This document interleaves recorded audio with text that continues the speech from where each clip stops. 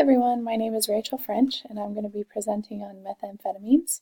Sorry about the glare in my glasses. So a brief description of methamphetamines. What are they? So it's a stimulant drug that is referred to as meth, ice, or crank.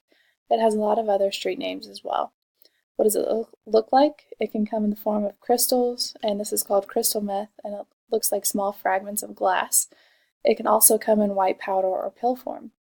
How do people use meth? By inhaling or smoking, by swallowing if it's a pill, snorting, or injection after dissolving the powder into a liquid. How does meth affect our brains? It increases the amount of natural dopamine that is in our brain. Dopamine is involved in movement, motivation, and reinforcing rewarding behaviors. This drug works fast and wears off fast. It's often the cause of binging, making the user want to repeat this experience over and over. So brief description continued. What are the short-term effects? You're awake for longer periods of time. You have a suppressed appetite, rapid breathing, increased heart rate, increased blood pressure, increased body temperature. The long-term effects can include you will have an increased risk of contracting infectious diseases from sharing needles, severe weight loss, intense itching leading to noticeable sores, paranoia, hallucinations, and even death. A brief history background on meth. Move the camera a little bit. It first came amphetamine, which was in Germany in 1887, and then a more potent version of it, which is methamphetamine, was developed in Japan in 1919. It became widely used during World War II. Both sides actually used it to keep their military awake, so they wouldn't fall asleep in the middle of battle. It was given to Japanese pilots before their suicide missions. It is still considered to be the most widely used drug in Japan. It was considered an epidemic when the military supply became public for civilians to buy it. It was prescribed in the 1950s as an appetite suppressant and antidepressant. It became more popular in the 1960s because it was available by injection. It finally became illegal in the 1970s, and that's when the motorcycle gangs were known to produce and distribute it, and the Mexican drug trafficking organizations also became involved and set up major laboratories. So meth as it relates to drugs in society. One study states that the users of methamphetamines are more likely to engage in risky sexual behaviors.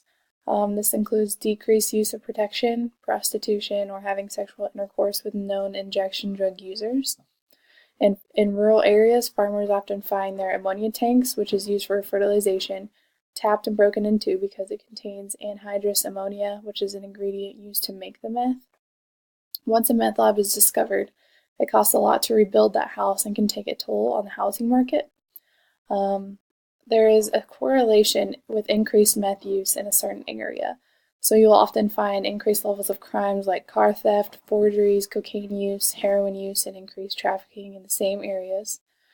In 2003, the Department of Justice published a report regarding children who have been raised in homes where meth labs were discovered.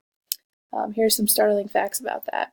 In 2003, there was 14,260 incidents of finding meth labs, and this is in the United States. There were 1,442 incidents with children present. During 1,291 of those incidents, children were exposed to toxic chemicals.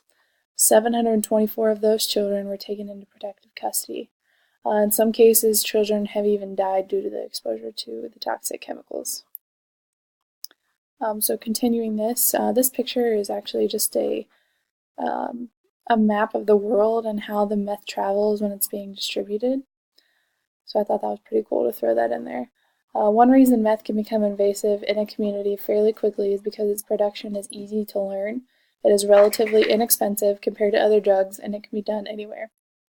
It is easier to produce and sell in Mexico, with the main reason being that the ingredients used to make it are less tightly controlled there than in the U.S. In the United States, it is most prevalent in the Midwest, and it accounts for 90% of all meth use, which I'm sure most of you knew that. In 2008, the United States government reported that approximately 13 million people over the age of 12 have used meth. Of those 13 million people, 529,000 are regular users. In other countries like Australia, methamphetamines are the drug of choice, like a lot of other places.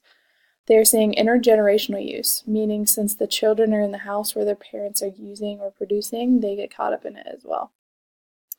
Meth is also widely used in the Czech Republic and is referred to as Pervitin there. From there, it is exported to countries in Europe and Canada, so you can refer over to the map on the left side of this slide.